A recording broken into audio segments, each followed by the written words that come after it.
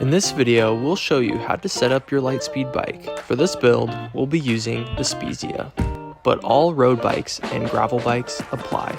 Before starting, you'll need some scissors or clippers. Remove the small parts bag. In the small parts bag, you'll find a torque wrench set, a Di2 tool, a grommet kit, and a Di2 charger. If you have a Sram build, you'll find your Sram battery charger.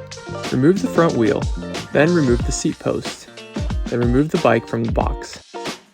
Remove all packaging from the bike that was used for shipping. For Shimano Di2 electronic drivetrain builds, remove the tape that is holding the Di2 wires together, and be careful not to let the wires fall down into the seat tube. Using the Di2 tool, plug both Di2 wires into the holes in the bottom of the seat post. Then slide the seat post down to the preferred height. To tighten, use the 4mm torque wrench bit to tighten the seat post to 10 Nm. If you have a carbon post, torque to 5 to 6 Nm. To charge your Shimano build, plug the charging cable into the port on the back of the rear derailleur. A light will signify that it is charging. To charge your Sram build, check the small parts bag for your Sram batteries. Locate the batteries on the front and rear derailleur. Remove each by lifting up on the upper tab and sliding the battery out. Plug the battery into the charger.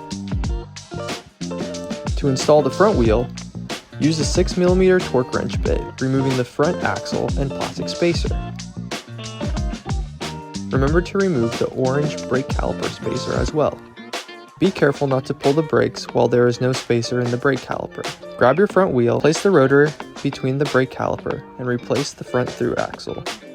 Torque to 10 to 12 Nm.